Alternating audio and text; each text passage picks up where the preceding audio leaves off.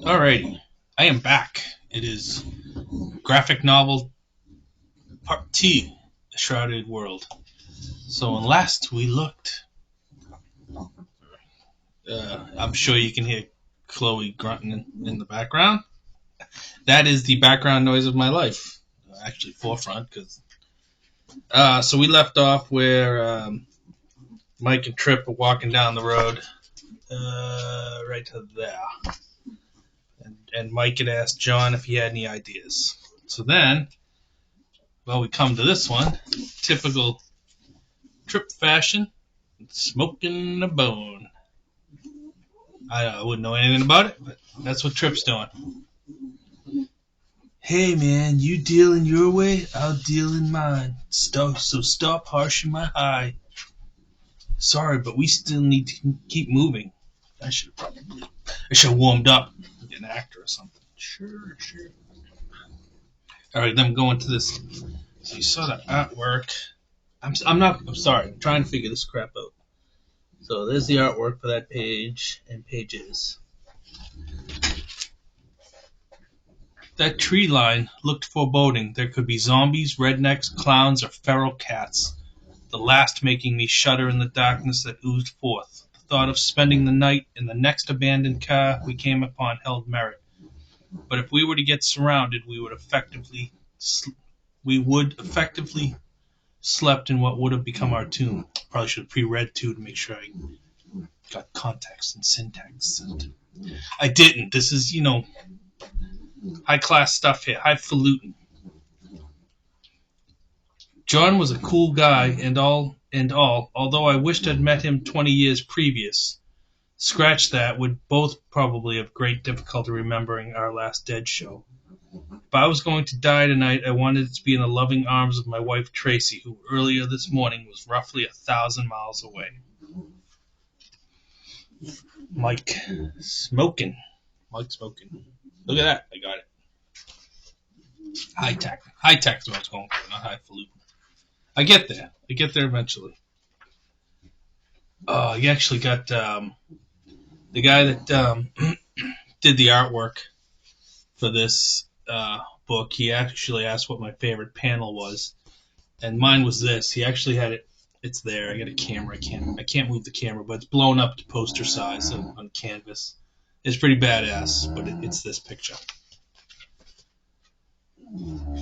So I kind of messed the tempo up though, because he says he was roughly 1,000 miles away, and now it appeared she was a shrouded world away. Ooh, because that's the name of the story. See that? Look at that! Wow. I should probably show you the other side too. So there's the other panel. Screech! How would Sean Runette do that? I would have to ring him up. Hello. John gestured to the figure that was thankfully a few hundred yards away. Run, John! Now! You want to get in there? Yes and no. You know that makes no sense, right? Actually, Tripp made sense in that panel. Stranger things have happened. Oh, come across the monsters. That's a pretty badass one. I think, if I remember correctly, these are the monsters from John O'Brien's series. They're not zombies. Night runners. I wonder if I'm at John's part? No, not yet. I hated the idea of being in the back of a darkened trailer, not being able to see our enemy, and basically trapped. But as I watched, the first howlers. That's what Mike's calling them. Howler emerged out of the woods, and I knew it was the right thing to do, at least in this instance. It was human once, but that loping, hunchback way it ran looked more like a werewolf in the early stages of change. Ooh, werewolves. Oh, I don't know. Can you see them in the background? Yeah, they come out pretty good. There. They do look kind of like werewolves. That is some badass art. I would not be sad if I could draw like that, but that is not in my skill set. I'm trying. I can't get this panel to open. Here we go. On to the next. This is the next page, and then the next page. John clicked on a lighter, the old school kind with the cover. Whoa, the patron saint of junk food had led us to his bounty. What kind of cheap knockoff is this? Spelling Fritos with a PH. Oh, can you see that? That's pretty cool. I don't know if you can make that out, but they're like Frito bags, obviously, PH. I'm starving. John, there's something out there, and I don't think they're interested in corn snacks. There's enough here to share, Paunch. I'm not that hungry. You'd better get your slingshot ready. He can't see. Tripp has got into the bag, into the box. Hey, Chloe, keep it down. Steph, man.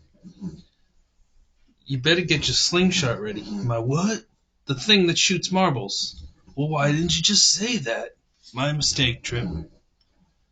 Something's heading this way, John. Put out the lighter. Run, Amy! So tired. She's got her hands on her knees. Yeah, we've all been there. Amy, no! Ah! Look at that. What sounds are. Before we could react, their screams were cut short. Oh, here comes Jack. So this is the last panel with Mike and Tripp, I think, in this story. In this, unfortunately, one and only graphic novel. And then we get to Jack Walker. We could hear the wet smacks of many mouths chewing through two bodies. I heard one of them raising up and sniffing the air. We'd been discovered. Well, that's a good place to end, isn't it? Suspenseful. What happens to Mike and Tripp? Okay, Chapter 2, Jack Walker, A Rabbit Hole. My Jack Walker's going to sound suspiciously like Michael Talbot, so sorry about that. We all know the range that I have, or lack thereof. All right. Hey, you're making way too much noise. All right, sorry. I got to pick a good spot, too, because I'm going to do 3 parts, because otherwise these are just too long. Nobody wants to hear me droning on. All right, so this is 38 panels, around 21. Coming up. We'll do this panel. I suppose I should start with a bit of an introduction. I'm Jack Walker.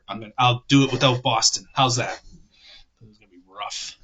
I suppose I should start with a bit of an introduction. I'm Jack Walker. Walker, not Waka. And the last survivor.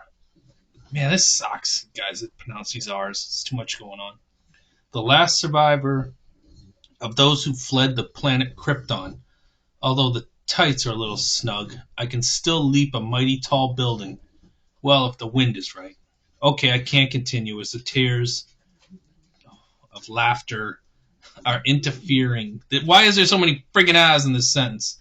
As the tears of laughter are interfering. See, that probably sounds worse than if I just freaking put the I's in. With my ability to see. So the real story is almost as incredulous. I'm just a normal guy with a military background struggling to survive a flu pandemic that created monsters we call night runners. Those are the ones in John's stories. Night runners. Pretty terrifying. The world I'm from was surreal enough. In the blink of an eye, I find myself in one even stranger. The last thing I remember was eating... I'm trying not to over-enunciate. The last thing I remember was eating lunch with my kids and the rest of Red Team in our sanctuary at a Cabela's store. That's a good place to hang out during an apocalypse. I glanced toward the front door and the daylight pouring in through the front door. All of a sudden, there's a bright flash. I think that's his entry into the Shrouded world. Why I had to look at the cover? Because we only wrote 7 of these books. You'd think I'd have that ingrained in my memory. Okay, I'm going to do these final 2 panels and we'll call it. Because I'm coming up on 10 minutes. Freaking dude's artwork. I'm not ever going to get over that. An abstract light begins filtering through the windows and doors, and I feel myself rush forward into the light as if speeding through a tunnel. He should have just tripped. It was easier for Mike because he was tripping his ass off.